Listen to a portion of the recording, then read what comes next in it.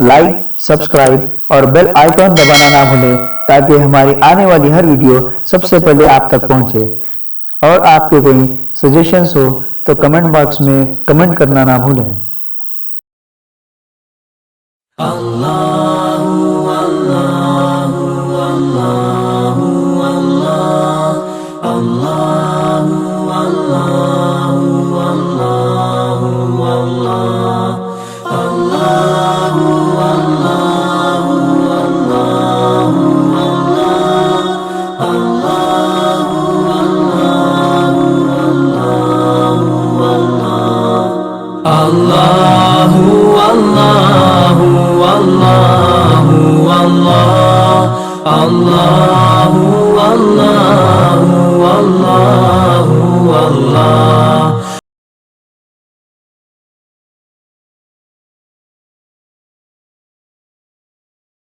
شهر رمضان الذي أنزل فيه القرآن هدى للناس وبينات من الهدى والفرقان فمن شهد منكم الشهر فليصمه ومن كان مريضا أو على سفر فعدة من أيام أخر۔ السلام علیکم ورحمۃ اللہ وبرکاتہ۔ بسم اللہ الرحمن الرحیم۔ قرآن حکیم کے 5ویں پارے کی تفسیر کا خلاصہ پیش کیا جا رہا ہے۔ اس سورہ کریمہ کا نام جو چل رہی ہے سورہ نساء ہے۔ نساء مینس عورتیں، ویمن عورتیں۔ یہ امراتن کی جمع ہے، امن پلیورل، ویمن، تو عورتوں کا بیان چل رہا ہے۔ اس سے پہلے وہ عورتیں جن سے شادی کرنا حرام ہے ان کا تذکرہ ہوا۔ ذہن نشین کرو، 7 عورتیں جن سے شادی کرنا حرام ہے اور وہ نسبی ہیں، نسب سے 7 عورتیں حرام ہیں۔ بتائیے گا کون کا؟ ماں، بیٹی، بہن، پھوپھی، خالہ، بھتیجی، بھانجی۔ جو بتائیے، حرمت علیکم امہاتکم وبناتکم واخواتکم وعماتکم وخالاتکم وبنات الاخ وبنات الاخت۔ کتنے ہوئے؟ 1 2 3 4 5 6 7۔ 7 محرمات نسبی ہیں، نسب سے ہیں، خون ایک ہے سب کا۔ اور آگے بیان کیا جا رہا ہے جو نسب سے حرام ہو جائیں وہ رضاعت سے بھی حرام ہو جاتی ہیں۔ مثلا کسی بچے نے کسی عورت کا دودھ پی لیا، اس کی رضائی ماں ہے، اب اس کی بیٹی سے شادی نہیں کر سکتا، یہ وہ اس کی رضائی بہن ہے وہ، تو یہی 7 رضاعت سے بھی حرام ہو جائیں گی۔ تو 7 عورتیں نسب سے حرام ہیں اور وہی 7 عورتیں رضاعت سے حرام ہیں۔ اور وَأُمَّهَاتُكُمُ اللَّاتِي أَرْضَعْنَكُمْ وَأَخَوَاتُكُم مِّنَ الرَّضَاعَةِ کہہ کر کے بات کو ختم کر دیا گیا۔ تو 7 عورتیں جو حرام ہیں وہ نسبی ہیں، نسب سے، خون ایک ہے، اور 7 عورتیں رضاعت سے آتی ہیں، وہ 7 7 14 ہو گئی۔ اچھا، 4 عورتیں مصاہرت سے آتی ہیں، سسرالی رشتے سے آتی ہیں، ساس، بہو، اور 2 بہنوں کو ایک ساتھ جمع کرنا۔ ایک ساتھ 2 بہنوں کے ساتھ نکاح نہیں کیا جا سکتا ہے، تو ساس سے نکاح نہیں کر سکتے، بہو آپ کی ہے اس سے نکاح نہیں کر سکتے آپ، اور 2 بہنوں کو آپ ایک ساتھ نہیں رکھ سکتے۔ 3، چوتھی ہے ربیبہ۔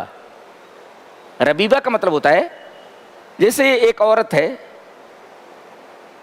اس کے پہلے شوہر سے اس کی بیٹی ہے، اب اس نے طلاق دے دیا یا وہ آدمی مر گیا، اب آپ اس عورت سے شادی کرتے ہیں تو اس کی جو بیٹی ہے پہلے شوہر سے، یہ بیٹی ربیبہ ہے، اس سے آپ شادی نہیں کر سکتے۔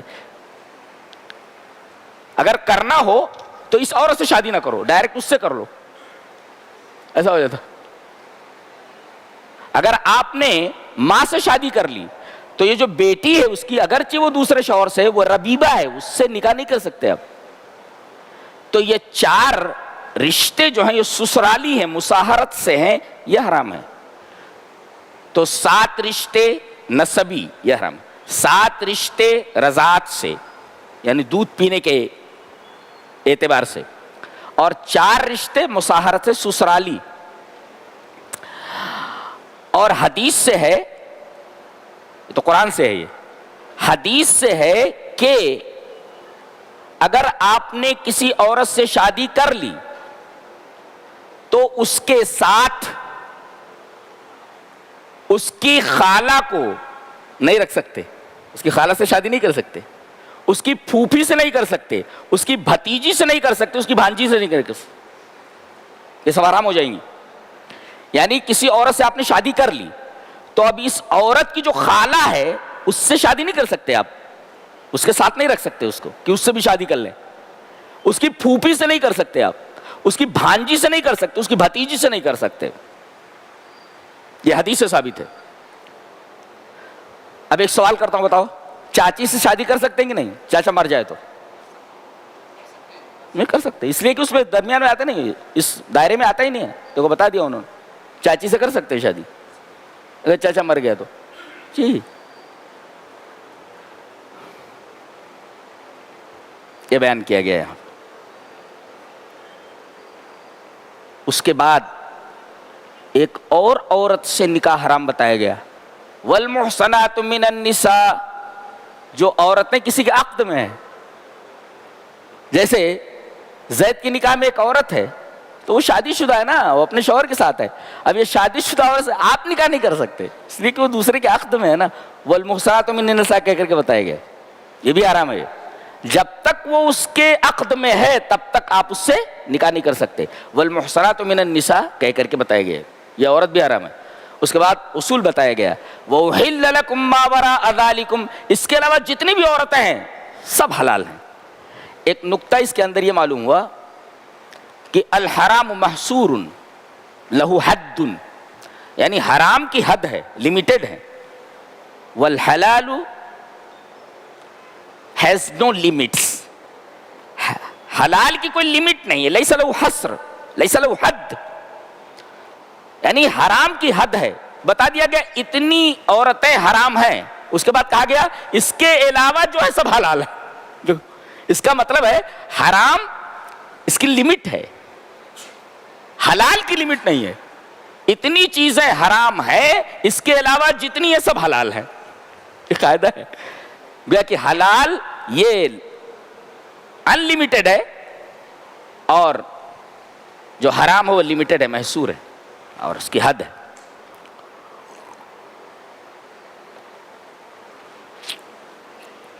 اس کے بعد کہا جا رہا ہے کہ جب کسی عورت سے نکاح کرتے ہو تو 5 چیزیں ضروری ہیں.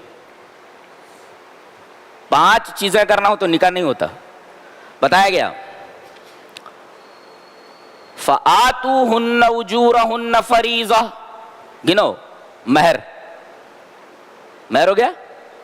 اور دوسرے یا یوں کر لو کہ بِأَمْوَالِكُمْ سے لے لو، أَن تَبْتَغُوا بِأَمْوَالِكُمْ، مال دینا ہے، مہر تو یہ ضروری ہے شادی میں مہر. اور اموال کی اضافت کم کی طرف کی گئی ہے، یعنی مردوں کی طرف، یعنی پیسہ کون لگائے گا؟ مرد. کتنے لوگوں نے گھوڑے جوڑے کی رقم لی ہے؟ ذرا ہاتھ لگا اٹھائے، ہاتھ اٹھاؤ. کوئی نہیں اٹھا رہا ہے. اور کتنے لوگوں نے نہیں لی ہے وہ اٹھائے. اور کتنے لوگ لینے والے ہیں؟ ارے بھائی لے لیے ہیں، نہیں لیے ہیں، لینے والے ہیں، یہ 3 ہی قسمیں تو ہیں. حرام ہے یہ ہے. گھوڑے جوڑے کی رقم لینا یہ سب حرام ہے. یہ تو آج یہ عہد کرو اس مسجد میں کہ گھوڑے جوڑے کی رقم سے دور رہو گے شادی بالکل سادی کرو گے, شادی بالکل سادی ہونی چاہیے. وہ شادی سے شین کے جو 3 نقطے ہیں اس کو ہٹا دو, آٹومیٹیکلی شادی سادی ہو جاتی ہے. شادی کو سادی کر لو, یہ قرآن حکیم کا تصور ہے. ایک مہر دینا ہے آپ کو, دوسرے ایجاب و قبول. لڑکی راضی نہیں ہے نکاح نہیں ہوگا, لڑکا راضی نہیں ہے نکاح نہیں ہوگا. ایجاب و قبول ہونا ضروری ہے. اور گواہ 2 عاقل بالغ گواہ ہونے چاہیے, پاگل نہیں چلے گا, عاقل بالغ ہونے چاہیے. 3 اور چوتھے ولی. ایما امرأۃ نکحت بغیر اذن ولیہا فنکاحھا باطل فنکاحھا باطل فنکاحھا باطل. اگر کوئی لڑکی بھاگ کر کے کسی سے شادی کر لے بغیر ولی کی اجازت کے, یہ نکاح ہوگا نہیں. ہے بچے جو پیدا ہوں گے سب ولد الزنا ہوں گے, شادی نہیں ہوگی بغیر ولی کی اجازت. 4 5واں دائمی قبضہ. دائمی قبضے کا مطلب یہ ہے کہ کچھ نکاح ایسے ہوتے کہ کچھ مہر متعین کر دی جاتی ہے اور 1 مہینے کے لیے, 2 مہینے کے لیے, 4 مہینے کے لیے عورت کو اپنے ساتھ رکھتے ہیں. ایک کانٹریکٹ ہوتا ہے اور اس کے بعد مدت ختم ہوئی, دونوں ایک دوسرے سے الگ ہو جاتے. تو دائمی قبضہ ضروری ہے. اگر دائمی قبضہ نہیں ہے تو نکاح نہیں ہو گئے. لہذا متاع حرام ہے جو شیعوں کے ہیں. اور اسی طریقے سے یہ مروجہ جو حلالہ ہے کہ 3 طلاق دے دیے اور اس کے بعد کہتے ہیں رات اس کے ساتھ گزار لے کل اس کو طلاق دے دینا ہے, حرام ہے یہ, حرام ہے یہ. حلال مروجہ حرام ہے یہ, اس لیے کہ اس میں دائمی قبضہ نہیں ہے. اسے کہا جاتا ہے کہ رات بھر اس کے ساتھ رہ, اس کے بعد صبح اس کو طلاق دے دینا ہے. یہ دائمی قبضہ کہاں ہے؟ تو نکاح کے اندر یہ 5 شرطیں ہیں, 5 چیزیں ضروری ہیں, جس میں ایک دائمی قبضہ بھی ہے جس سے حلال مروجہ کا رد ہوتا ہے اور متاع کا رد ہوتا ہے. اچھا, اس کے بعد کہا گیا عورتیں کیسی ہونی چاہیے؟ بولے غیر مصافحات ولا متخذات اخدان.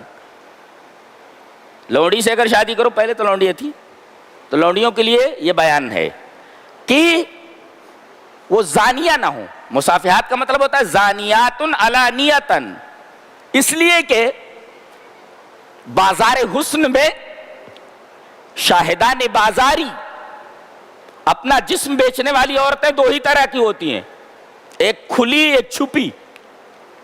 کھلی ہے وہ ہر ایک سے اپنا جسم بیچتی ہیں, اور ایک چھپی رہتی ہے, رکھیل ہوتی ہے وہ 2 ایک کی. تو وہ تو کھلی ہے وہ مصافحات ہے, اور یہ جو چھپی ہے رکھیل ہے یہ متخذات اخدان ہے. ان دونوں سے شادی نہیں کر سکتے آپ اگر لونڈیاں ہیں تو. ہاں اگر یہ توبہ کر لیں تو آپ ان سے شادی کر سکتے ہیں. ایک سوال آیا کہ 2 لڑکے ایک لڑکی کے ساتھ لگے ہوئے تھے. ایک وکیل نے سوال کیا, اس کا جواب ابھی دے دیتا ہوں میں. 2 لڑکے ایک لڑکی کے ساتھ لگے ہوئے ہیں, تینوں غیر مسلم ہیں. اب وہ لڑکی جو ہے ان دونوں لڑکوں میں سے کسی سے پریگننٹ ہو گئی, وہ حاملہ ہو گئی. اتفاق سے تینوں مسلمان ہو گئے. اب اور دونوں اس لڑکی سے شادی کرنا چاہ رہے ہیں. سوال یہ ہے کہ بچہ کس کا ہے؟ معلوم ہو جاتا ہے ڈی این اے ٹیسٹ کے بعد کہ یہ بچہ کس کا ہے. لیکن شادی کس سے کرے؟ شادی لڑکی جس کو پسند کرے, دونوں چاہ رہے ہیں نا, لیکن لڑکی جس کو پسند کرے دونوں میں سے کسی ایک سے شادی کر لے, جائز ہے, کر سکتے. یہ بچہ کس کا ہے؟ ڈی این اے ٹیسٹ کے بعد بھی اگر معلوم ہو جائے کہ دونوں میں سے اس کا ہے تو اس کا بچہ نہیں مانا جائے گا, اس کی وراثت میں اس کا حصہ نہیں ہوگا. جی نہیں, وہ پرورش نہیں کرے گا اس کی, اس کا بچہ ہے ہی نہیں وہ, اگرچہ ڈی این اے ٹیسٹ کے بعد معلوم ہو جائے. اس لیے کہ حدیث ہے الولد للفراش وللآخر حجر, یہ جو بچہ ہے یہ باپ کا نہیں ہے, ماں کی وراثت میں اس کو حصہ ملے گا, باپ کی وراثت سے اس کو حصہ نہیں ملے گا. اس لیے کہ لڑکا ولد الزنا ہے, اور ولد الزنا کا باپ کی وراثت میں حصہ نہیں ہوتا. تو یہ بچہ ماں کے ساتھ رہے گا. وہ لڑکا انکار کر سکتا ہے, ٹھیک ہے میرا بیٹا ہے, لیکن شریعت کہتی ہے کہ میں اس کا ذمہ دار نہیں ہوں, اس کے پالنے کا, اس کے کھلانے پلانے کا, میری وراثت میں اس کا حصہ بھی شریعت نے نہیں دیا ہے. ولد الزنا کا حصہ شریعت میں وراثت میں نہیں دیا گیا ہے. جی اچھا, اس کی کوئی نظیر ہے؟ جی ہاں, امام ابو عبید بسند حسن ایک روایت لائے ہیں کہ حضرت عمر رضی اللہ تعالیٰ عنہ کے زمانے میں ایک لڑکے نے ایک لڑکی کے ساتھ زنا کر لیا، حضرت عمر ابن خطاب رضی اللہ تعالیٰ عنہ کے زمانے میں، دور خلافت میں، اور وہ لڑکی حاملہ ہو گئی۔ حضرت عمر نے پہلے لڑکے کو بلایا اور اس کو کوڑے لگوائے اس کو، اور لڑکی کا جب وضع حمل ہوا، بچہ پیدا ہو گیا، تو لڑکی کو بلا کر کے لڑکی کو بھی کوڑے لگائے گئے، اور اس کے بعد حضرت عمر نے اس لڑکے سے کہا کر لے اس سے شادی کر لے، اس نے انکار کر دیا، بولے میں نہیں کرتا، میں نہیں کروں گا اس سے۔ تو حضرت عمر کا اس لڑکے سے یہ کہنا کہ شادی کر لے، اس کا مطلب یہ ہے، وہ جو ابھی مسئلہ میں نے بتایا کہ اس لڑکی سے کوئی بھی شادی کر سکتا ہے، دونوں لڑکوں میں سے جنہوں نے زنا کیا اس کے ساتھ، کوئی بھی اس کے ساتھ شادی کر سکتا ہے۔ بچے کا معاملہ ہے، بچے کا کوئی ذمہ دار نہیں، بچے کا ذمہ دار صرف اور صرف ماں ہے، اس کی وراثت سے اس کو حصہ ملے گا۔ حضرت عمر رضی اللہ تعالی عنہ کے اس واقعے پر امام ابن حزم رحمہ اللہ نے بڑا پیارا تبصرہ کیا ہے کہ اول من تہون الزانیۃ علیہ الذی یزنی بہا، کہ سب سے پہلے زانیہ عورت جس کی نگاہ سے گرتی ہے وہ اس کا بوائے فرینڈ ہوتا ہے۔ کیا بات، تب بہترین تبصرہ ہے، کیا نہیں کرتا شادی میں؟ تو سب سے پہلے زانیہ جس کی نگاہ سے گرتی ہے، سب سے پہلے وہ اس کا بوائے فرینڈ ہوتا ہے، اس کی نگاہ میں سب سے پہلے گر جاتی ہے۔ کبھی میرے ساتھ رہی، کسی کے ساتھ بھی رہ سکتی ہے، میں نہیں کرتا اس سے شادی۔ لہذا عورتوں کو عفت مآب ہونا چاہیے۔ ہماری مائیں اور بہنیں غور سے سنیں، اللہ تبارک و تعالی نے حضرت مریم کی بڑی تعریف فرمائی، بار بار ان کی عفت کا تذکرہ ہوتا ہے، کنواری ہیں لیکن اپنی عفت کی حفاظت کی بار بار اللہ تبارک و تعالی ان کی تعریف کرتا ہے۔ مسئلہ سمجھ میں آیا؟ جواب دے دو گے نا؟ وہ لڑکا وارث نہیں ہوتا، وہ باپ کا، وہ ماں کی وراثت میں اس کو حصہ ملے گا۔ ولد الزنا کا باپ ذمہ دار نہیں ہوتا۔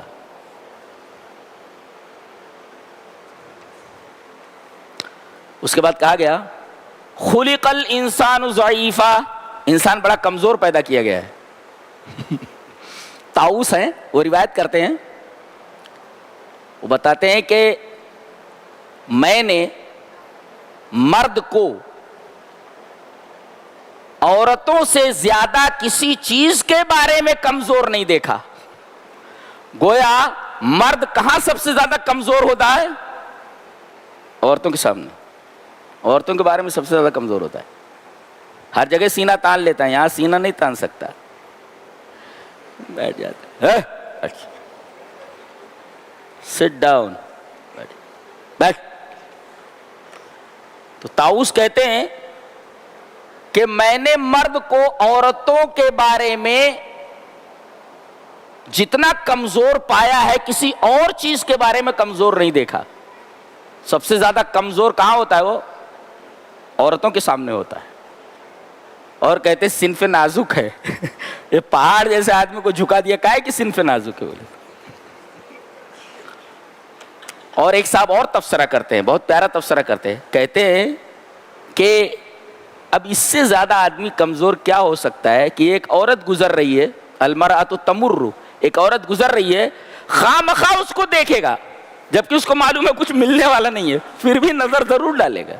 اس سے زیادہ کمزور کیا ہو سکتا ہے؟ کچھ حاصل نہیں ہوگا لیکن دیکھنے سے باز نہیں آتا۔ کتنا اچھا تفسیر ہے، خلق الانسان ضعیفا، انسان کو کمزور پیدا کیا گیا، سبحان اللہ و بحمدہ۔ اس کے بعد آگے فرمایا گیا یا ایھا الذین آمنوا لا تاکلوا اموالکم بینکم بالباطل، باطل طریقے سے مال مت کھاؤ، حرام مال مت کھاؤ۔ کتنے لوگ ہیں دوسروں کو ڈبو کر بیٹھے ہوئے ہیں، چونا لگا کر بیٹھے ہوئے ہیں، دوسروں کو چونا لگایا اور اپنی زندگی بنا لی، ایسا ہے۔ تو باطل طریقے سے مال ایک دوسرے کا مت کھاؤ، یہ مال کی حفاظت ہے۔ اور اس کے بعد فرمایا گیا وَلَا تَقْتُلُوا أَنفُسَكُمْ، اپنے آپ کو قتل مت کرو، یہ جان کی حفاظت ہے۔ تو وَلَا يَقْتُلْ بَعْضُكُمْ بَعْضًا، تم میں سے بعض کا قتل نہ کرے، یہ بھی ہے، یہ انفسکم کا بھی مطلب ہے. اور ایک مطلب یہ ہے کہ ولا یقتل الانسان نفسہ، انسان اپنے آپ کو قتل نہ کرے. لہذا مرسی کلنگ ہمارے ہاں جائز نہیں ہے. جی نہ انسان اپنے آپ کو قتل کرے نہ کوئی دوسرا اس کو قتل کرے. خودکشی حرام ہے. ولا تقتلوا انفسکم، جیسے کسی کو قتل کرنا حرام ہے ایسے اپنے آپ کو آدمی قتل کر لے جسے خودکشی کہتے ہیں، سوسائڈ کہتے ہیں، وہ بھی حرام. سوسائڈ حرام ہے اس آیت کریمہ کی روشنی میں. یہ اسلام کا تصور ہے، یہ قرآن حکیم کی گفتگو ہے، اس کی سٹائل ہے بولنے کی. اللہ ہو. آگے فرمایا گیا ان تجتنبوا کبائر ما تنہون عنہ نکفر عنکم سیئاتکم وندخلکم مدخلا کریما. بڑے گناہ سے اگر بچتے رہو تو چھوٹے گناہ اللہ معاف کر دے گا. ایسے ہی بڑے گناہوں کے بچنے کی وجہ سے چھوٹے گناہ جو ہوتے ہیں خود بخود معاف ہو جاتے ہیں. عجیب بات ہے. اچھا بڑے گناہ کون سے ہیں سمجھو اس کو. جس میں 5 چیزیں پائی جائیں وہ بڑا گناہ ہوتا ہے. نفی ایمان ہو، کہا جائے کہ اگر یہ کام کرو گے تو ایمان نہیں رہ جائے گا. اگر نفی ایمان ہو، ایمان کی نفی کر دی گئی ہو تو وہ گناہ کبیرہ ہے. یہ گناہ کرو گے، یہ کام کرو گے تو ایمان نہیں رہ جائے گا. اگر ایمان کی نفی ہو، نفی ایمان ہو تو گناہ کبیرہ ہے ایک. اور دوسرے آخرت کی وعید ہو، اگر کرے گا تو جہنم میں جائے گا، وعید ہو. اور تیسرے حد ہو، جیسے چوری کرے گا تو ہاتھ کاٹ دیا جائے گا، زنا کرے گا تو سنسار کر دیا جائے گا، کوڑے لگائے جائیں گے، حد ہے اس کے اوپر. تو گناہ کبیرہ وہ ہے جس کے اوپر حد ہو. اسی طریقے سے جس کے اوپر آخرت کی وعید ہو، اور اسی طریقے سے جس کے اوپر لعنت ہو. یہ کام کرو گے تو اللہ کی لعنت ہوگی تمہارے اوپر. جیسے علم کو چھپانا، علم کو چھپانے والے کے بارے میں کہا گیا اللہ کی لعنت ہے اس کے اوپر، تو گویا کوئی علم کا چھپانا گناہ کبیرہ ہے. اور اسی طریقے سے اللہ کا غضب، تو اللہ کا غضب، اللہ کی لعنت، حد، اور اسی طریقے سے آخرت کی وعید، اور ایک چیز اور. یہ 5 چیزیں اگر پائی جائیں تو وہ گناہ کبیرہ ہے. اور 5 چیزوں میں سے کوئی چیز نہ پائی جائے گناہ صغیرہ ہے. لہذا اگر بڑے گناہوں سے بچتے رہو گے تو چھوٹے گناہ اللہ ویسے ہی معاف کر دے گا. اس کے بعد فرمایا گیا کہ الرجال قوامون علی النساء، مرد عورتوں کے حاکم ہیں. کیوں؟ اس کی 2 وجہ بتائی گئی، ایک کسبی ایک وہابی. وہابی ہے کہ طاقت کے اعتبار سے، قوت کے اعتبار سے، دماغ کے اعتبار سے، جذبات کے اعتبار سے، ایموشن کے اعتبار سے مرد عورتوں سے افضل ہے. عورتیں اسی وجہ سے عورتوں کو طلاق کا حق نہیں دیا گیا ہے، اس لیے کہ وہ جذباتی ہوتی ہیں، ایموشن میں آ کر کے وہ پوری خانگی نظام کو ختم کر سکتی ہیں، برباد کر سکتی ہیں. لہذا انہیں طلاق کا حق نہیں دیا گیا ہے. ہاں خلا کی ریکویسٹ کر سکتی ہیں، طلاق نہیں دے سکتی، جذباتی ہوتی ہوں. اور کوئی نبی جو آیا دنیا میں وہ مرد ہی آیا، کسی عورت کو نبیہ نہیں بنایا گیا. جی اس لیے کہ وہ اس کا تحمل نہیں کر سکتی، مرد ہی اس کا تحمل کر سکتا ہے. تو کسی عورت کو نبیہ نہ بنایا جانا اس بات کی دلیل ہے کہ مرد عورت سے طاقتور ہے، خلقی اعتبار سے، ساخت کے اعتبار سے، بناوٹ کے اعتبار سے، جسم کے اعتبار سے، جذبات کے اعتبار سے، دماغی قوت کے اعتبار سے. تو یہ فضیلت وہابی ہے جو اللہ نے دیا ہے، عطا کیا ہے. اسی وجہ سے کہا گیا سورہ بقرہ میں وَلِلرِّجَالِ عَلَيْهِنَّ دَرَجَةٌ، حقوق تو مردوں عورتوں کے یکساں ہیں. جو حقوق مردوں کے وہ حقوق عورتوں کے ہیں، لیکن مردوں کو ایک درجہ حاصل ہے عورتوں کے اوپر. کیا؟ کہ طلاق کا حق مرد کو دیا گیا، عورت کو نہیں. جی. اور الرجال قوامون جو کہا گیا، حاکم ہیں، ان کا کام کیا ہے؟ وہ کسی اجنبی مرد کو عورت کے پاس نہ آنے دیں. ایک قوام ہے، وہ گھر کا قیام کر رہے، وہ گھر کو قائم کر رہے. کوئی مفسدہ، کوئی خراب چیز عورت دیکھ رہی ہے تو مفاسد سے اس کو روکیں.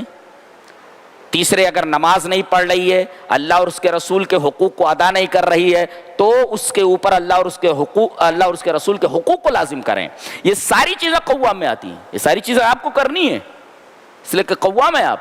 تو یہ وہابی ہے. اور کسبی آگے بتایا گیا کہ کسبی یوں ہے کہ تم ان کے اوپر مال خرچ کرتے ہو، تو گویا کہ مال کمانے کی ذمہ داری ہے مرد کی ہے، عورت کی نہیں. وہ امور خانہ داری کی ذمہ دار ہے. کمانے کے جھمیلوں سے اس کو دور رکھا گیا ہے، اس لیے کہ اس کی فطرت ہی نہیں ہے یہ. تو ایک تو وہابی اور ایک تو کسبی، ان دو فضیلتوں کی وجہ سے مردوں کو قوام بنایا گیا ہے. اور اس میں عورتوں کے حق نہیں ہے، اس میں عورتوں کی کوئی بے عزتی نہیں ہے. اس لیے کہ اگر یہ کہا جائے کہ ایک فوج ہے، فوج میں کسی کو کمانڈر بنا دیا گیا، فوج اس کے ساتھ لڑ رہی ہے، تو کیا فوج کی وقت کم ہو گئی کسی کو کمانڈر بنانے سے؟ ارے بھئی کمانڈر اس وجہ سے بنایا گیا تاکہ ایک ترتیب کے ساتھ، ایک تنظیم کے ساتھ لڑائی لڑی جا سکے. وہ منظم کرنے کے لیے ایسا ہوتا ہے. اس میں فوجوں کے یا کسی فوجی کی توہین نہیں ہے اس میں. اب کہا جائے کہ سر کی فضیلت زیادہ ہے تو اس کا مطلب ہاتھ کی فضیلت کم ہو گئی؟ ہاتھ اپنی جگہ اہمیت کا حامل ہے. جی. اس کے بعد کہا گیا کہ کبھی کبھی ایسا ہوتا ہے جہاں 4 برتن ہوتے ہیں وہاں کھنک ہوتی ہے. تو عورت اگر نافرمانی پر آ جائے تو پہلے سمجھاؤ، فَعِظُوهُنَّ، یہ پہلا اسٹیپ. وَاهْجُرُوهُنَّ فِي الْمَضَاجِعِ، اگر سمجھانے سے نہ مانے تو دوسرا اسٹیپ یہ ہے کہ عارضی طور پر اس سے الگ ہو جاؤ، بسترے الگ کر دو، عارضی طور پر الگ ہو جاؤ. اس پر بھی نہ مانے وَاضْرِبُوهُنَّ، پھر مارو اس کو. مارنا کیسا؟ ظالمانہ اور وحشیانہ طریقے پر مارنا نہیں ہے جیسے استاذ شاگرد کو مارتا ہے. ضرباً غیر مبرح، ٹوٹ پھوٹ والی مار نہیں مارنا. فَإِنْ أَطَاعْنَكُمْ فَلَا تَبْغُوا عَلَيْهِنَّ سَبِيلًا، اگر وہ راہ راست پر آ جاتی ہیں یہ 3 اسٹیپس استعمال کرنے کے بعد تو پھر ان کو تنگ نہ کرو، زندگی گزارو، چلنے دو. اور اگر اس کے بعد 3 اسٹیپس کے بعد بھی اگر سمجھ میں بات نہیں آتی ہے تو لڑکی کے خاندان کا ایک آدمی اور لڑکے کے خاندان کا ایک آدمی، حکمین، 2 حکم بیٹھیں اور وجہ نزاع تلاش کریں کہ بات کیا ہے، وجہ کیا ہے بگاڑ کی. اگر بات بنتی ہے یرید اصلاحا، اگر اصلاح ہو جاتی ہے تو بہت اچھا ہے، اور اگر اصلاح نہیں ہوتی تو وہیں پر حکم فیصلہ کر دیں کہ طلاق ہو جاتی ہے، طلاق دے دیں، ختم، بات کو ختم کریں.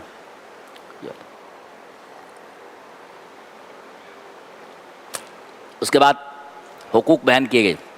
سب سے پہلا حق اللہ کا کیا؟ وَاعْبُدُوا اللَّهَ وَلَا تُشْرِكُوا بِهِ شَيْئًا، اللہ ہی کی عبادت کرو، اس کے ساتھ کسی کو شریک نہ کرو. اللہ کا حق مقدم ہے سب سے پہلے.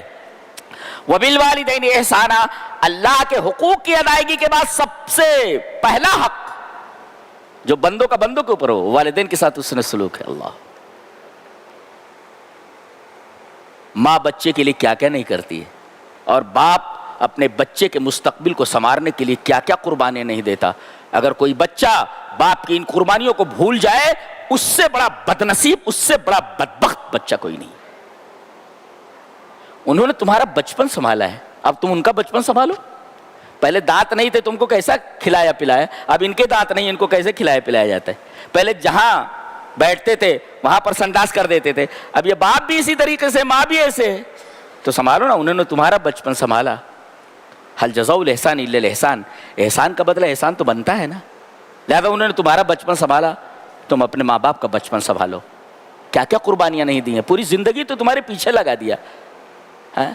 باپ ایسا شجر سایہ دار ہوتا ہے کہ اگر ہٹ جائے تو اس کے ہٹ جانے کے بعد بچے کو احساس ہوتا ہے کہ جب تک یہ سایہ تھا تب تک کتنی ٹھنڈک مجھے محسوس ہو رہی تھی. سایہ ہٹنے کے بعد آدمی کو احساس ہوتا ہے کہ زندگی میں بہت بڑی کمی آ چکی ہے. اللہ، بہت بڑی نعمت ہے ماں باپ. وَبِالْوَالِدَيْنِ إِحْسَانًا وَبِذِي الْقُرْبَى، اور رشتہ داروں کا خیال کرو، ان کے حقوق ادا کرو. وَالْيَتَامَى، یتیموں، باپ کا سایہ سر سے ہٹ گیا ہے، ان کا خیال کرو. وَالْمَسَاكِينَ، مسکین، بیچارہ کماتا تو ہے مگر پورا نہیں پڑ رہا، اس کو مسکین بولتے. فقیر کس کو بولتے؟ جس کے پاس کچھ بھی نہ ہو. اور مسکین کس کو بولتے؟ کماتا تو ہے، رکشہ ہے اس کے بعد چلا رہا ہے لیکن کما رہا ہے 200 روپیہ روز اور خرچہ ہے 300 کا، یہ مسکین ہے. یہ لہذا اس کی بھی خبر گیری کو، زکوٰۃ کے مال سے بھی دو، صدقہ بھی دو. والجار ذی القربہ، پڑوسی. پڑوسی 3 قسم کے ہوتے ہیں. ایک پڑوسی ہوتا ہے غیر مسلم، تو اس کا ایک حق ہے. جی آپ کو دیکھنا ہے کہ میرے غیر مسلم پڑوسی نے کھایا ہے کہ نہیں کھایا ہے، اسے کوئی تکلیف تو نہیں ہے. یہ اسلام کا مزاج ہے انسانیت کے تعلق سے. اور دوسرے اگر مسلمان ہے تو 2 حق، ایک تو حق جوار اور ایک حق اسلام، پڑوس کا حق اور دوسرے اسلام کا حق. اور اگر رشتہ دار ہے تو 3 حق، حق جوار اور حق اسلام اور حق قرابت. یہ 3 حقوق آ گئے، رشتہ داری کا حق، اسلام کا حق اور پڑوس کا حق.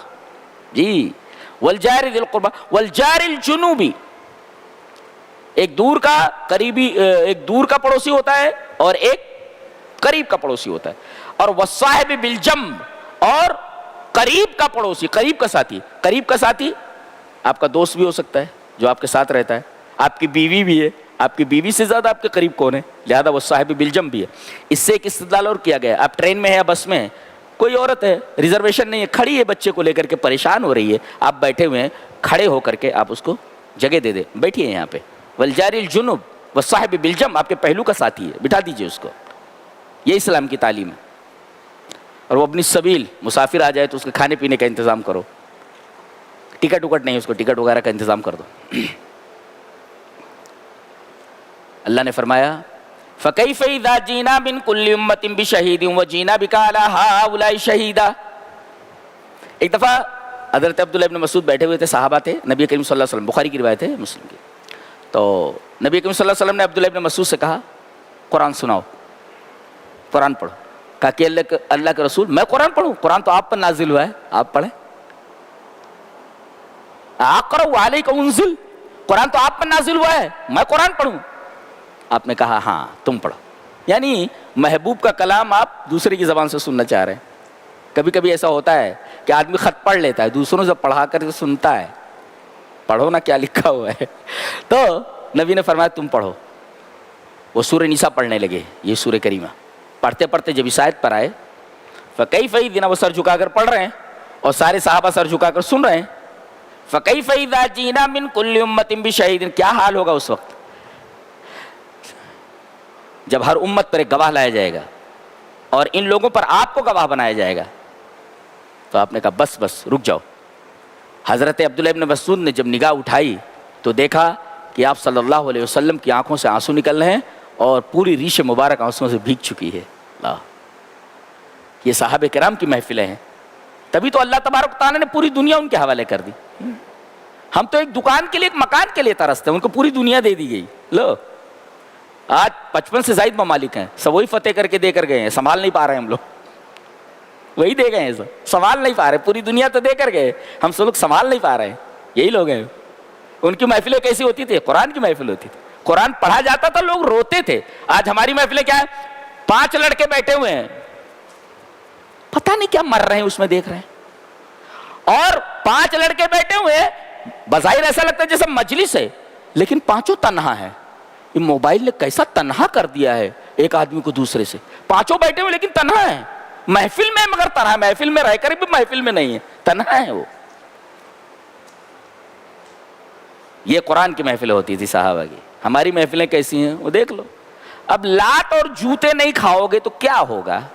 جی لات اور جوتے کھانا ضروری ہے، اس لیے کہ حرکتیں ویسی ہیں نا، لت خور ہو گئے ہم لوگ. فرمایا گیا یا ایھا الذین آمنوا لا تقربوا الصلاۃ وانتم سکارى، نشے کی حالت میں مسجد میں مت آؤ، نماز کے قریب مت آؤ. گویا ایک مفسر لکھتا ہے کہ قرآن حکیم کی بلیغ تعبیر میں الصلاۃ وعی و ادراک، یعنی نماز شعور کا نام ہے، ادراک کا نام ہے. جیسے پاگل اگر ہے تو اس کے اوپر سے نماز اٹھ گئی، اس کے لیے نماز نہیں ہے، اس لیے کہ دماغ نہیں ہے، شعور نہیں ہے، ادراک نہیں ہے. اور ایک آدمی کے پاس دماغ ہے مگر شراب پی لی ہے اور شراب نے اس کی دماغ کے اوپر قبضہ کر لیا ہے، شراب دماغ کے اوپر حاوی ہو گئی ہے، دماغ قابو میں نہیں ہے، شعور اور ادراک سو گئے ہیں، تو نماز کے قریب نہ آئے. اس کا مطلب یہ ہوا کہ نماز کو پورے شعور اور ادراک کے ساتھ اور پوری توجہ کے ساتھ پڑھا جائے، اور اس وقت تک جب تک کہ آپ نماز میں ہیں دنیا کے تمام خیالات کو، خارجی خیالات کو اپنے دماغوں سے نکال دیں. تو الصلاۃ وعی و ادراک. کہتے ہیں اگر پانی نہ ملے، اس لیے کہ نماز کے لیے وضو ضروری ہے، اگر پانی نہ ملے تو فتیمموا صعیدا، تو تیمم کرو پاک مٹی سے. تیمم کا طریقہ کیا ہے؟ یہ پاک مٹی ہے، رکھ دی پاک مٹی، یہ رکھے نا. حدیث میں طریقہ کیا بتایا گیا ہے؟ پہلے نیت تیمم کی، زبان سے کہنے کی ضرورت نہیں، دل میں نیت کر لیں تیمم کی، اس کے بعد بسم اللہ پڑھیں. تو پہلے تیمم، پہلے نیت کے بعد بسم اللہ، اور اس کے بعد تیسرے نمبر پہ ایک ضربہ، ایک یہ ضربہ ہوا تیسرا. اس کے بعد چوتھے نمبر پہ مٹی جو لگی ہے اس کو ہٹا دے، اور اس کے بعد چہرے پر ہو گیا، اور اس کے بعد اتنا ایسا. یہ پورے ہاتھ پر کرنے کی ضرورت نہیں، اسے ہاتھ پر یہ طریقہ ہے. پہلے کیا کر رہا ہے؟ پاک مٹی رکھنا ہے، پہلے نیت، پھر بسم اللہ، پھر ایک ضربے کے بعد سنت یہ ہے کہ مٹی کو پھونک کر کے اڑا دیا جائے، اس کے بعد چہرہ، پھر ہاتھوں پر پھیل لیا جائے، دائیں ہاتھ کو بائیں ہاتھ پر، بائیں ہاتھ کی ہتھیلی کو دائیں ہاتھ. یہ طریقہ ہے تیمم کا، پورے ہاتھ پر پھیلنے کی ضرورت ہے، بس اتنا ہی. ایسے سمجھ میں آ گیا؟ جی. فرمایا گیا اللہ سارے گناہوں کو بخش دے گا، شرک کو نہیں بخشے گا. مشرک کے لیے جہنم ہے، لہذا شرک سے سب سے زیادہ بچو اور توحید کو سب سے زیادہ سمجھنے کی کوشش کرو. اللہ نے فرمایا ان اللہ یامرکم ان تؤدوا الامانات الی اہلھا، اللہ حکم دیتا ہے کہ تم امانتوں کو ان کے اہل کو دے دو. یعنی کوئی امانت رکھ دے تو امانت میں خیانت مت کرو. بعض مفسرین نے اس آیت کریمہ سے استدلال کیا ہے کہ بغیر آدمی کی اجازت کے اس کی تصویر نہ نکالی جائے، اور بغیر اس کی اجازت کے اس کی آواز کو نہ ریکارڈ کیا جائے، اس لیے کہ یہ خیانت ہے، اور امانت کی ادائیگی کا حکم دیا گیا ہے، خیانت کا نہیں.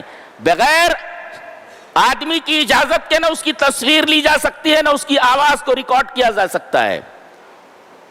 اور اگر آپ نے تصویر لے لی تو بغیر اس کی اجازت کے اس کو وائرل نہیں کیا جا سکتا. یہ قرآن حکیم کی اس آیت سے سمبت ہے.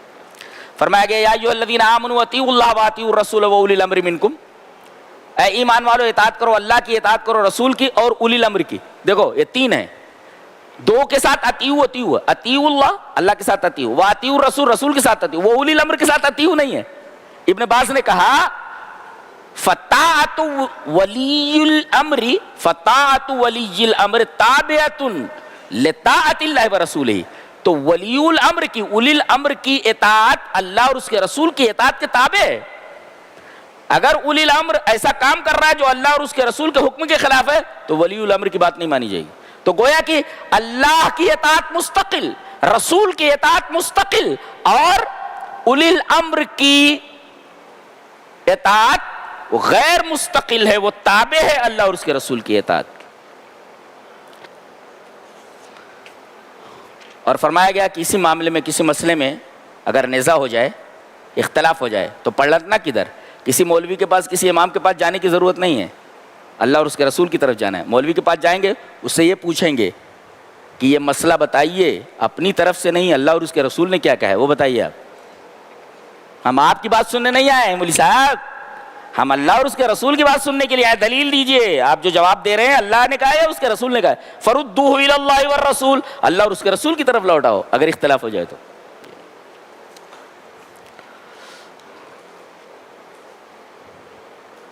اس کے بعد کہا گیا وہ تیرے رب کی قسم، وہ لوگ مسلمان نہیں ہو سکتے یہاں تک کہ اپنے چھوٹے یا بڑے اختلافی معاملات میں آپ کو پنچ نہ بنا لے، آپ کو حکم نہ بنا لے، فیصل نہ بنائے.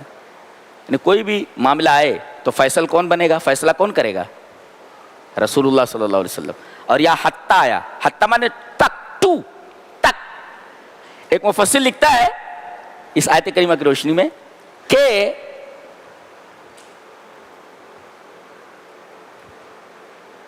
ایمان کا سفر اتباع رسول پر ختم ہو جاتا ہے. کتنا شاندار تفسیر ہے نہیں؟ دیکھو فلا وربک لا یؤمنون، تیرے رب کی قسم وہ ایمان والے نہیں ہو سکتے حتیٰ، ایمان کا سفر کہاں ختم ہوا؟ حتیٰ یحکموا کا، جب تک آپ کو فیصل نہ بنا لے. گویا کہ ایمان کا سفر اتباع رسول پر ختم ہو جاتا ہے. اگر آپ اتباع رسول سے باہر جا رہے ہیں تو اپنے ایمان کے اوپر نظر ثانی کیجئے، کہیں آپ ایمان خطرے میں تو نہیں ہے. آگے فرمایا گیا جو اللہ اور اس کے رسول کی اطاعت کرے گا وہ ان لوگوں کے ساتھ ہوگا جن پر اللہ نے انعام کیا ہے، نبی، صدیقین، شہداء۔ اس آیت کریمہ کی تفسیر میں حضرت عائشہ رضی اللہ تعالیٰ عنہ کی ایک روایت ہے کہ ایک صاحب آئے نبی کریم صلی اللہ علیہ وسلم کے پاس، کہا کہ اللہ کے رسول میرا ایک پرابلم ہے۔ کہا کہ بولو۔ آتے ہی کیا بولے پہلے؟ اے اللہ کے رسول میں آپ کو اپنی جان سے زیادہ محبوب رکھتا ہوں اور اپنے اہل و عیال سے زیادہ آپ کو محبوب رکھتا ہوں۔ اللہ اکبر، اپنی جان سے بھی زیادہ آپ کو چاہتا ہوں اور اپنے اہل و عیال، بیٹا، بیٹی، عورت، سب سے زیادہ آپ سے محبت کرتا ہوں، لیکن میرا ایک پرابلم ہے اللہ کے رسول۔ کہا کہ کیا؟ کہا کہ جب میں گھر میں ہوتا ہوں اور جب آپ کی یاد آتی ہے تو وہاں سے بھاگ کر کے آپ کے پاس آتا ہوں، آپ کو دیکھ لیتا ہوں تو سکون مل جاتا ہے، لیکن جب میں مر جاؤں گا اور آپ جنت میں چلے جائیں گے میں بھی جنت میں چلا جاؤں گا۔ دیکھو کتنا وثوق ہے، یعنی نبی کریم صلی اللہ علیہ وسلم سے محبت کرنے والا جنت میں جانا ہے والا۔ وہ کہہ رہے ہیں کہ جب آپ مر جائیں گے، اس کا مطلب تو صحابی کا عقیدہ ہے کہ رسول کو موت آ چکی ہے، تو جب آپ مر جائیں گے اور میں مر جاؤں گا، میں جنت میں آپ کو کہاں تلاش کروں گا، وہاں میں آپ کو کہاں دیکھوں گا؟ یہاں تو آ کر کے میں آپ کو دیکھ لیتا ہوں، لیکن جنت میں آپ کو کیسے دیکھوں گا؟ تو نبی کریم صلی اللہ علیہ وسلم خاموش رہے۔ فوراً جبرائیل آئے، کہا کہ آپ جواب نہیں دے پا رہے نا، اللہ نے جواب دیا ہے اپنے اس بندے کو۔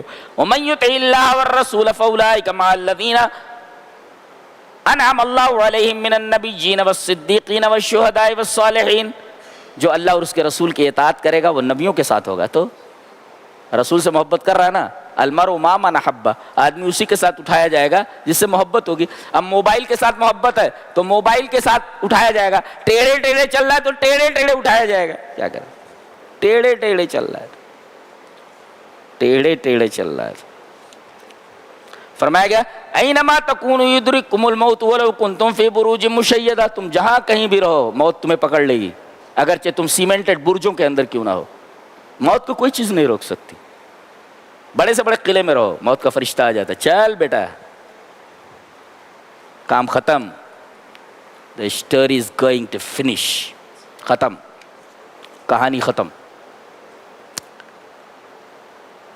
سب خواب میں ہیں ہم لوگ، حقیقت ابھی دیکھا کہاں ہم نے، مرنے کے بعد حقیقت سمجھ میں آتی، سب خواب ہے، یہ متاع الغرور ہے، دھوکے کا سامان ہے یہ، قرآن حکیم بولتا ہے۔ اور قرآن حکیم پڑھنے کے بعد دنیا کی ویلو معلوم ہو جاتی، کتنی بیکار قسم کی، ان ویلوڈ ہے، بالکل کسی کام کی نہیں، کسی کام کی نہیں، خالی دھوکہ دیتی ہے۔ ایک عورت ہے، ابھی دیکھا میں نے، تو فلم میں تھی، وہ بچپن سے اس کا ارادہ یہ تھا، تمنا یہ تھی کہ میں فلم اسٹار بن جاؤں، بہت پیسہ کمایا اس نے، لیکن کہتی تھی پیسہ ہونے کے بعد بھی سکون نہیں ملتا تھا، سکون نہیں ملتا تھا، دل کچھ اور چاہتا تھا۔ قرآن پڑھنے کے بعد معلوم ہوا 13ویں پارے میں الا بذکر اللہ تطمئن القلوب، اللہ کے ذکر سے دل مطمئن ہوتا ہے۔ اس کا مطلب یہ ہوا کچھ بھی دل کو دے دو، جیسے بچہ ہوتا ہے، یہ دنیا کی جو نعمتیں ہیں اور دنیا کے جو ساز و سامان ہیں اس کی مثال، اور اطمینان قلب کے رب تعالیٰ کی مثال ایسے ہے جیسے بچہ جو بھوکا ہوتا ہے اور ماں کسی کام میں ہے، بچہ رو رہا ہے رو رہا ہے رو رہا ہے، باپ چلا رہا ہے، بھائی دودھ پلاؤ نا اس کو، کتنی دیر سے چلا رہا ہے دماغ خراب کیے ہوئے۔ اب ماں کام میں ہے تو کیا کرتی ہے، وہ پلاسٹک کی جو نپل ہوتی ہے نا اس کے منہ میں ڈال دیتی ہے، وہ چپ چپ چپ چپ کرتا رہتا ہے وہ، لیکن یہ جتنا چپ چپ چپ چپ کر رہا ہے سکون مل رہا ہے اس کو، تھوڑی دیر کے لیے عارضی طور پر وہ چپ ہو جاتا ہے، جب تک ماں اسے اپنی گود میں لے کر کے اپنا دودھ نہ پلائے تب تک اسے سکون نہیں ملتا۔ تو یہ دنیا جو ہے نا یہ اسی نپل کی طرح ہے، سب نپل چوس رہے ہیں، سب وہ نپل چوس رہے ہیں، کیسے لوگ ہیں سب۔ الا بذکر اللہ تطمئن القلوب، واللہ قرآن کو جب پڑھتا ہوں اتنا مزہ آتا ہے، اے ہے تہجد میں اللہ کے سامنے رونے پر جتنا مزہ آتا ہے، میرا خیال ہے دنیا میں کہیں وہ لذت ملتی نہیں جو لذت رب کے ذکر میں۔ کر کے دیکھو، کر کے دیکھو،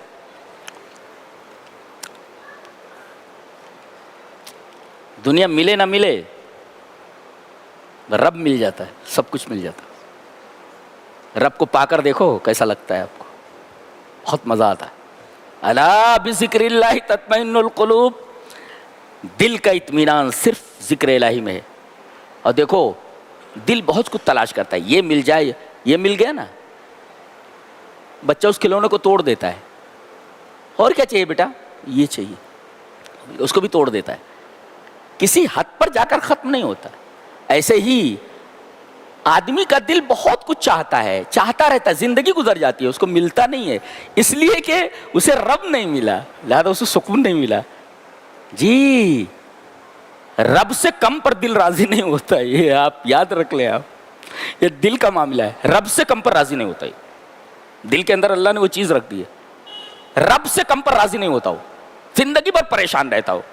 رب مل گیا تو راضی، اور رب نہیں ملا تو زندگی پر راضی نہیں ہوتا۔ یہ دل ایسا ہے کہ رب سے کم پر یہ راضی ہی نہیں ہوتا، اس کو اطمینان ہی نہیں ملتا، اور اللہ نے فرما دیا الا بذکر اللہ تطمئن القلوب۔ کیا کیا بتاؤں، کیا کیا بولوں، کیا چھوڑوں اور کیا بتاؤں، ساری چیزیں تو سب عجیب و غریب ہیں، سب عجیب و غریب۔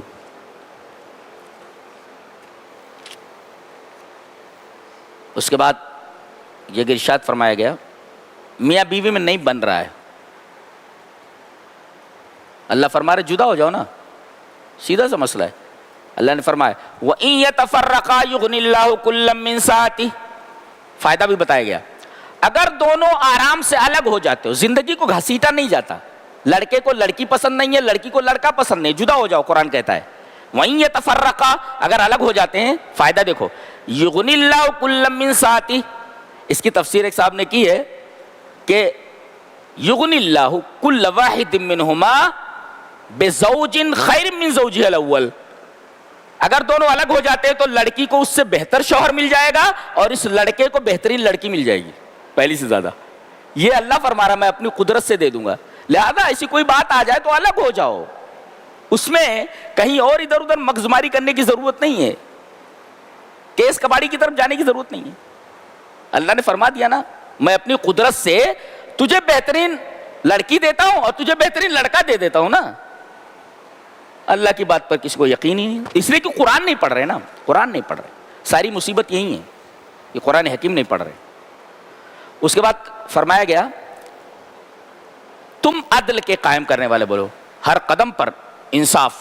یا ایھا الذین آمنوا کونوا قوامین بالقسط شہداء للہ، ایک تو یہ ہے کہ انصاف کو قائم کرو، اور جب گواہی دو تو حق کی گواہی دو۔ شہداء للہ کا مطلب گواہی اگر دو تو واقعے کے مطابق ہو، اس میں تمہارے جذبات کا دخل نہیں ہونا چاہیے، جذبات کا دخل نہیں ہونا چاہیے۔ وَلَوْ عَلَىٰ أَنفُسِكُمْ، گواہی دو اگرچہ تمہارے خلاف پڑے، تمہارے خلاف پڑے تو بھی دو، والدین اور اقربین کے خلاف پڑے، تمہارے رشتہ داروں کے خلاف پڑے تب بھی گواہی حقیقی دو۔ ماں باپ کے خلاف جائے تو ماں باپ کے خلاف گواہی دو، اقربین رشتہ داروں کے خلاف جائے رشتہ داروں کے خلاف گواہی دے دو، تمہارے اپنے کے خلاف جائے تو اپنے کے خلاف گواہی دو۔ یہ انصاف کا تصور ہے، عدل کا تصور اسلام میں۔ آج کسی نیتا کا بیٹا کوئی بہت بڑا گناہ کر لے، پورا زور لگا دیتا ہے، وکیلوں کو لگا دیتا ہے، گواہوں کو خرید لیتا ہے، اور گواہ بھی بک جاتے ہیں سارے سارے۔ یا ایھا الذین آمنوا کونوا قوامین بالقسط، عجیب کتاب ہے، سبحان اللہ، کائنات کی تھیسس ہے، بہت عجیب و غریب کتاب، حیرت انگیز بک ہے یہ، اس لیے کہ اس کا کلام ہے جو ذو العرش المجید ہے، جو عرش کے اوپر مستوی، اتنی بلندی کے اوپر جب بولتا ہے تو بلندی ہی بولے گا نا۔ کبھی کیا ہوتا ہے جھوٹی گواہی یا آدمی عدل کے خلاف کب جاتا ہے، انصاف کے خلاف کب جاتا ہے، اس کے دو محرک ہیں، دو ریزنز ہے۔ کیا دیکھتا ہے یہ مالدار ہے، مالدار ہے مجھے پریشان کر سکتا ہے، اس کے دباؤ کی وجہ سے آدمی جھوٹی گواہی دے دیتا ہے اور عدل کو چھوڑ دیتا ہے۔ اور فقیرن، فقیر غریب ہے، ہمدردی خواہ کی، تو یہی دو محرک ہیں۔ اگر آدمی مالدار ہے تو اس کا دباؤ، اگر غریب ہے تو ہمدردی۔ اللہ فرما رہے فاللہ اولیٰ بہما، اللہ تم سے زیادہ ان دونوں کا خیر خواہ ہے، وہ غنی کا بھی مالدار کا بھی خیر خواہ تم سے زیادہ ہے، اور اس فقیر کا بھی غریب آدمی کا بھی تم سے زیادہ خیر خواہ ہے۔ تمہارا کام صرف سچی گواہی دینا اور عدل کو قائم رکھنا ہے۔ فلا تتبعوا الہوی ان تعدلوا، تو خواہشات نفس کے چکر میں پڑ کر کے غلط فیصلہ مت کرنا، یہ عدل نہ کرو ایسا، کہیں ایسا نہ ہو کہ عدل کو ہاتھ سے جانے دو خواہشات کی اتباع کر کے۔ اس کا مطلب آدمی جب خواہشات کی اتباع کرنے لگتا ہے تو عدل ہاتھ سے نکل جاتا ہے۔ جھوٹی گواہی کب دیتا ہے؟ جب خواہشات کی اتباع کرتا ہے۔ عدل ہاتھ سے چلا جاتا ہے کب؟ جب آدمی خواہشات نفس سے مبتلا ہو جاتا ہے۔ گواہی دینے کے لیے بلایا جائے تو وَإِن تَلْؤُوا، اینچ پیچ مت کرو، سیدھی سیدھی گواہی دو۔ اور تُورِثُوا، گواہی دینے کے لیے بلایا جائے تو گواہی چھوڑو نہیں، ارے بھائی گواہی دے دے بھائی، ایسا ہے۔ اس کے بعد فرمایا گیا منافقین کی نماز جانتے ہو؟ وَإِذَا قَامُوا إِلَى الصَّلَاةِ قَامُوا كُسَالَىٰ، جب یہ نماز میں کھڑے ہوتے ہیں تو پوری کسل مندی کے ساتھ کھڑے ہوتے ہیں ایک دم، یعنی وہ ایک دم کہتے اس کو ڈھیلے ڈھالے، ایسا لگتا ہے جیسے کوئی بوجھ ان کے اوپر رکھا ہوا ہے، سکون نہیں رہتا، کاہل ہو کر کے سست ہو کر کے کھڑے ہوتے۔ یہ منافقین کی نماز ہے۔ ایک مفسر اس کے اوپر لکھتا ہے کہ جب منافقین کھڑے ہوتے تو کسل مندی کے ساتھ کھڑے ہوتے، اور جو کھڑے ہی نہیں ہوتے تو حلیم کھینچ رہے ہیں، جا کر کے رات بھر گھوم رہے ہیں، کہیں ہوٹل میں اچھی کھینچ ہو رہی ہے، کہیں پر حلیم کھینچی جا رہی ہے، پوری رات کر نماز کہاں ہے، تہجد کہاں ہے، قرآن کہاں ہے، کسی کو کچھ لینا دینا، شاپنگ ہو رہی ہے، کچھ لینا دینا نہیں، رمضان کے مہینے کا کوئی احترام نہیں، قرآن کو کوئی احترام نہیں، حلیمیں چل رہی ہیں، ہوٹلوں کی گردش چل رہی ہے، سب چھٹا ہو۔ تو یہاں جب منافقین تو نماز پڑھنے کے لیے آتے تھے لیکن کسالہ، کسل مندی کے ساتھ کھڑے ہوتے، تو کہتے ہیں یہ جب ان کا حال یہ ہے، کہا گیا کہ یہ منافق ہیں جو کسل مندی کے ساتھ کھڑے ہوتے، تو جو کھڑے ہی نہیں ہوتے نماز کے لیے ان کا کیا حال ہوگا، وہ دیکھنے جیسا ہے۔ اور اس کے بعد ایک صاحب نے اس پر تبصرہ کیا ہے، من اکثر ذکر اللہ، جو آدمی کثرت سے ذکر کرے، فقط بری من النفاق، وہ نفاق سے دور ہو گیا، اس لیے کہ بتایا گیا وَلَا يَذْكُرُونَ اللَّهَ إِلَّا قَلِيلًا، نماز میں کھڑے ہوتے تو بڑی سستی کے ساتھ کھڑے ہوتے، وَلَا يَذْكُرُونَ اللَّهَ إِلَّا قَلِيلًا، جلدی جلدی نماز پڑھ کے خوب بھاگتے ہیں، بعض لوگوں کی تراویح دیکھو نا، وَلَا يَذْكُرُونَ اللَّهَ إِلَّا قَلِيلًا، تھوڑا ذکر کر کے بھاگتے، تو ذکر اللہ کا زیادہ کرنا چاہیے۔ من اکثر ذکر اللہ، یہ لوگ تھوڑا کرتے ہیں، تو من اکثر ذکر اللہ فقط بری من النفاق، جو آدمی اللہ کا زیادہ سے زیادہ ذکر کرے وہ نفاق سے بری ہو گیا۔ اس کے بعد فرمایا گیا ما یفعل اللہ بعذابکم ان شکرتم وآمنتم وکان اللہ شاکرا علیما، اللہ کو کیا پڑی ہے کہ تمہیں عذاب دے، اللہ اکبر، یہ سوالیہ انداز کتنا پیارا ہے، یعنی اللہ بولتا ہے میں کتنا رحیم ہوں، مجھے تمہیں عذاب دے کر کے کیا ملے گا، میں تمہیں عذاب کیوں دوں گا، یہ اللہ کا رحم بول رہا ہے، میں اپنے بندوں کو عذاب کیوں دوں گا۔ ان شکرتم وآمنتم، اگر وہ شکر ادا کریں اور ایمان لائیں۔ دنیا میں جب لوگوں پر عذاب آیا ہے، جانتے ہیں دنیا میں انسانوں پر تب عذاب آیا ہے جب انہوں نے دو چیزیں کی ہیں، ایک تو ناشکری، شکرتم وآمنتم، گویا کہ شکر کی ضد ناشکری اور ایمان کی ضد کفر، جب لوگوں نے کفر کیا، ایمان نہیں لائے تو عذاب آیا، اور جب انہوں نے میری نعمتوں کی ناشکری کی تب عذاب آیا۔ گویا اللہ کب عذاب نازل کرتا ہے؟ جب آدمی کفر کرے، اور جب اللہ نعمتیں دے اور نعمتوں کی ناشکری کرے۔ اللہ نے کتنا نوازا ہے لوگوں کو، ایسا لگتا ہے جیسے دنیا سے سب اپنی قبر میں لے کر کے چلے جائیں، کروڑوں روپیہ ہیں، بار بار اعلان کیا جا رہا ہے کہ مسجد جو ہے 11 لاکھ کی مقروض ہے، ارے دے دو، تمہاری آخرت بن جائے گی نا، 100 روپے دے رہے، 50 روپے دے رہے، کیا ہونے والا اس سے؟ زیادہ سے زیادہ نکالو، اور کوئی اچھی پراپرٹی ہو، مال محبوب ہو، بیچ کر کے مسجد کو دے دو کوئی اچھی پراپرٹی بیچ کر کے دو نا۔ ما یفعل اللہ بعذابکم ان شکرتم وآمنتم وکان اللہ شاکرا علیما، اللہ نعمت دے تو اس کا شکر ادا کرنا ضروری ہے۔ شکریہ یہ ہے کہ مال اگر دے رہا ہے تو اللہ کی راہ میں مال محبوب خرچ کرو، ایک دفعہ زندگی میں کم سے کم مال محبوب خرچ کر کے بتاؤ۔ تو تب عذاب آیا ہے قوموں پر جب دو چیزیں انہوں نے کی ہیں، ایک تو ان شکرتم، جب ناشکری کی ہے، وآمنتم، ایمان کی ضد کفر کیا، تو یہ دو چیزوں سے ہمیں بچنا چاہیے۔ جی جی اللہ ہمیں نیک عمل اور اچھی سمجھ کی توفیق عطا فرمائے. وآخر دعوانا الحمدللہ رب العالمین.